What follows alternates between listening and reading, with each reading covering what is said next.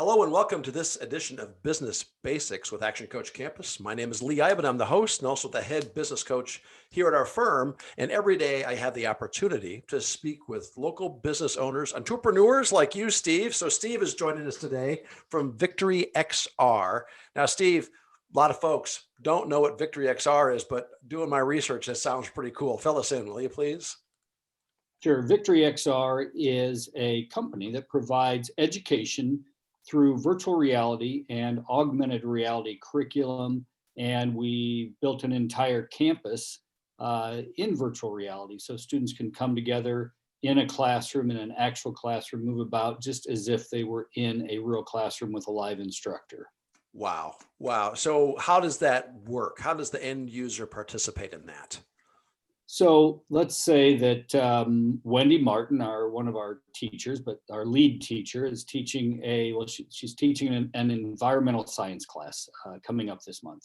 Okay. And students will either join from their computer, and it's sort of like playing the game Call of Duty, where you can move around in a space, you can move around buildings, you can pick things up, etc. So you can exist on that campus through your PC, or ideally you would have a virtual reality headset like an Oculus Quest or 5 or one of those. You put it on, and once you put it on, it is like you're actually standing there. You can touch people, you can touch things, you can talk to people, you can have private conferences in the corner of the room. You can go to Dinosaur Island and learn paleontology, all of these things. And so that's amazing. That's how people learn, and it's rapidly expanding. Oh yeah. How did COVID-19 must have been a boon for you guys, I would think. I mean, it just must have really increased a lot of awareness for you. Yes, it has definitely been beneficial. You know, for Victory XR, our primary customer set are schools. And so a lot of schools are looking for something better than Zoom or a webinar type tool. You know, having said that, the schools have been overwhelmed just trying to figure out how to deliver education through this 2D Zoom experience. And so, you know, we've seen significant growth this year, but nevertheless, you know, not as much as I think we'll see this coming year. For sure. And primarily, is it the secondary market, the high school kids that you're focused on, or how low do you go?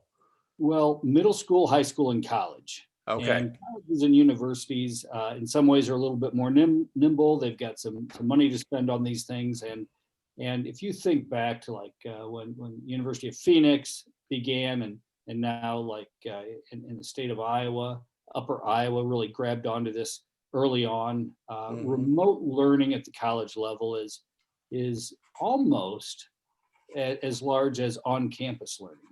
And so most college students they appreciate remote learning, but if they could actually step into a class and visit or go onto the quad and play bag toss with other students, they would love to do that. And that's what we give them the opportunity to do. And so we'll be making some major announcements this month as far as a significant university that's launching a full semester of classes, at least in 2 classes on our virtual reality campus.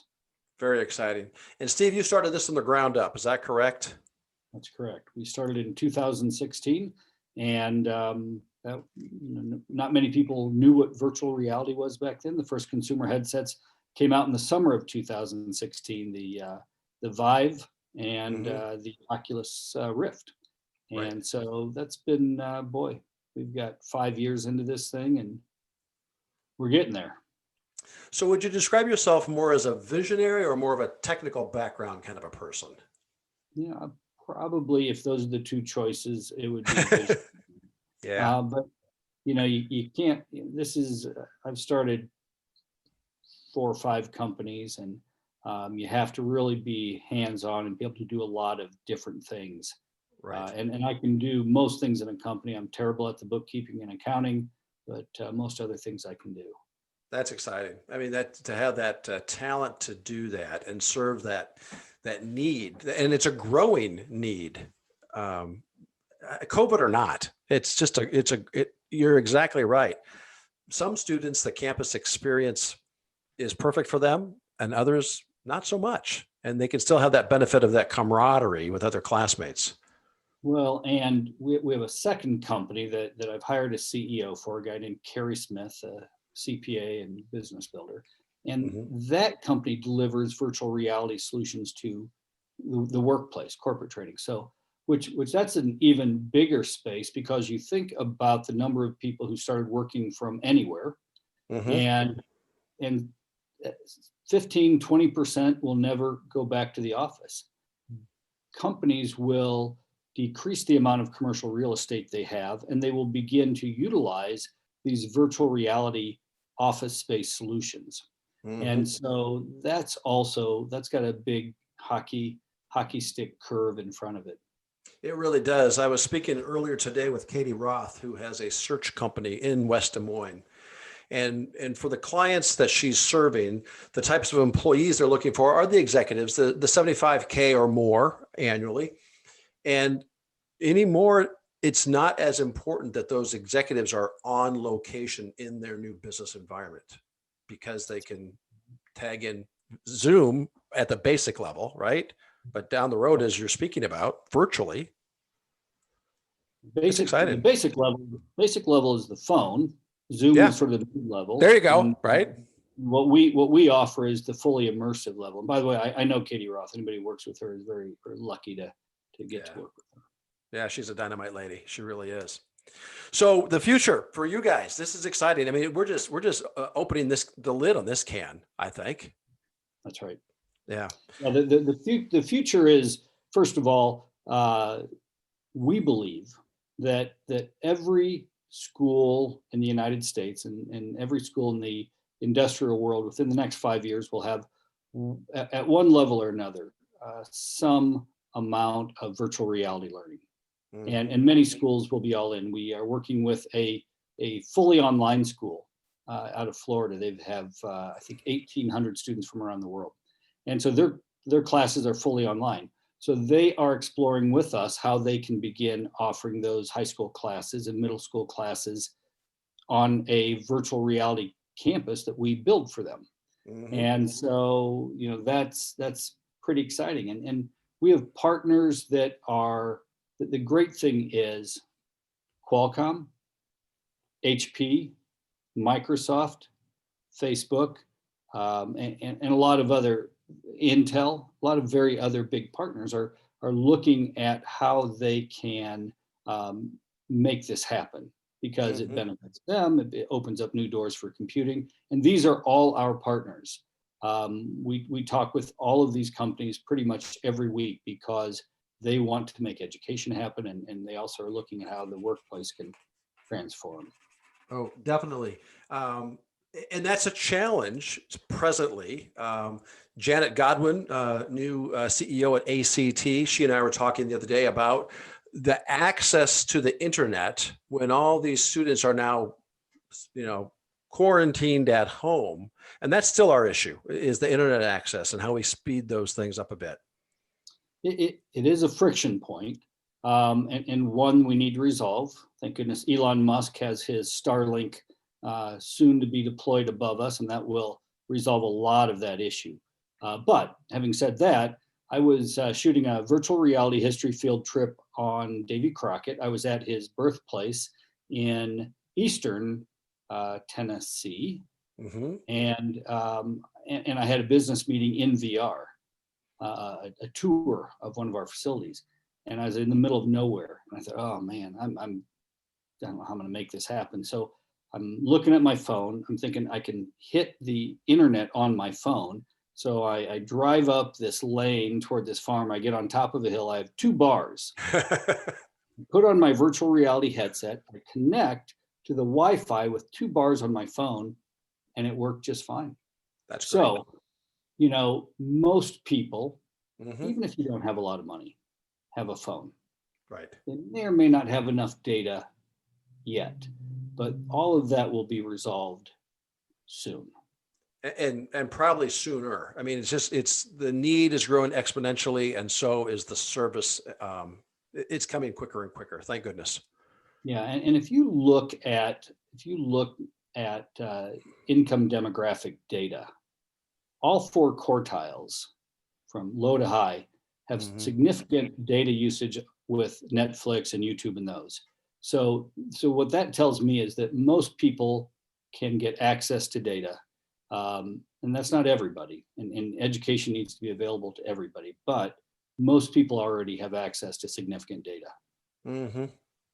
Yeah, just thinking out loud, this product is really going to tip education on its ear in a good way. I mean, it's going to be some adjustments along the way, but we're not limited now with an instructor in our same location. We can pull instructors from all over the world, and they can take us on a tour, or if it's a geography tour like you spoke about with Davy Crockett, we can be in the Middle East or London or someplace else. It's really exciting.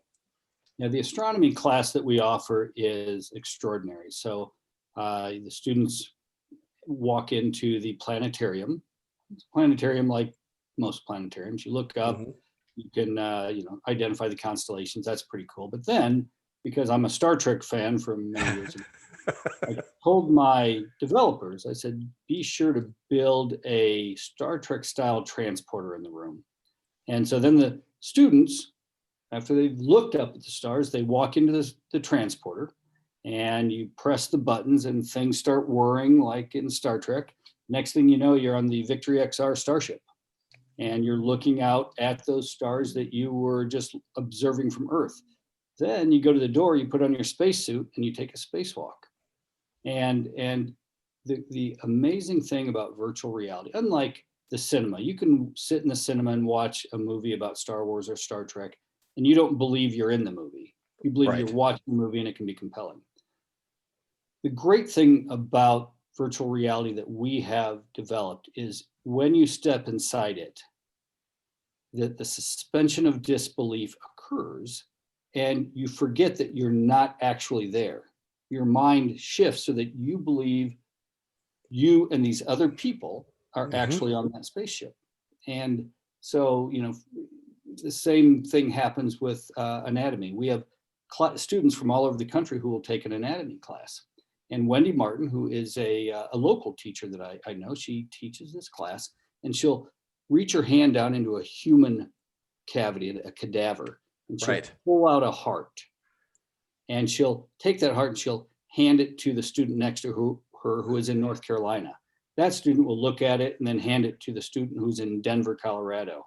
Then that student hands it to the student from Toronto. The student from Toronto then expands the human heart so that it's 7 foot tall and steps inside it and examines the ventricles and cavities as Wendy is teaching about those things. And then she hands all the other students in class their own human heart to hold in their hand. And when she hands it to them, their controller that they use for their hand provides haptic feedback.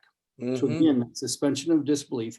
But in the real world, if anybody actually got to hold a human heart, that would be extremely rare. But no one is stepping inside a human heart. And so the ability to learn spatially in 3D is like nothing that's ever been offered in the history of humankind. Exactly. And it's revolutionary. Tell me more about how the schools get the hardware that they would need for the haptic responses on your fingers. Yeah, so let's take the Oculus Quest 2, for example, which was a big seller over Christmas. The college that we'll be announcing, they bought 150 headsets. They applied for a grant, bought 150 of these headsets, $300 a piece. Each student will set up their own individual student account on that headset. And then they will take one class as a world history class. So as they take this class, they might be in a lecture hall on our campus all together with their professor, or they might be standing on a battleship, a World War II battleship. And their classroom, they'll have chairs on top of the battleship. They'll have a video screen, and the professor might show a video, professor might do a PowerPoint, but then they'll take a tour of the battleship. They'll walk around it. They'll talk about, the role battleships played, and they'll learn about this particular era of fascism, et cetera. And so, if you can sit on a battleship in a chair and learn about World War II history rather than the way I learned. My father was a history teacher, but I flipped through a textbook, and it was, for me, it was interesting. For most students, it was not. But it's an extraordinary way to teach it. And here's the big takeaway. What we all know is that when we love to learn something, we learn it and we retain it. Right. Whether, some of us love to cook, some of us love, wine tasting, some of us love repairing cars.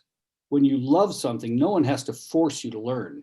You just you're hungry to learn how to do it. Exactly. But when students step onto our campus in virtual reality, when they go to Dinosaur Island to engage in paleontology, they love it. Mm-hmm. Absolutely love it. They're thrilled. They're immersed. Mm-hmm. And what we know from studies about virtual reality is that students retain, depending on the study, 80% more, 20% more, but they retain dramatically more information than they do sitting in a standard classroom or staring at a Zoom screen. Mm-hmm. Exactly. It's if we can get the sense of smell involved, Steve, holy smokes. I mean, This close. I love it. Well, Steve, thank you so much. I really appreciate it. I mean, I could talk to you all day about this. This is just fascinating, but I want to be sensitive to your time as well. But thank you for joining me today. I really do appreciate it. Sure. Thank you, Lee. And we'll look forward to visiting again. Yeah, don't go away. Hang on just a second. So my special guest today, of course, Steve Grubbs with Victory XR. And do look them up online. It's fascinating work that you're doing. Thanks again, Steve.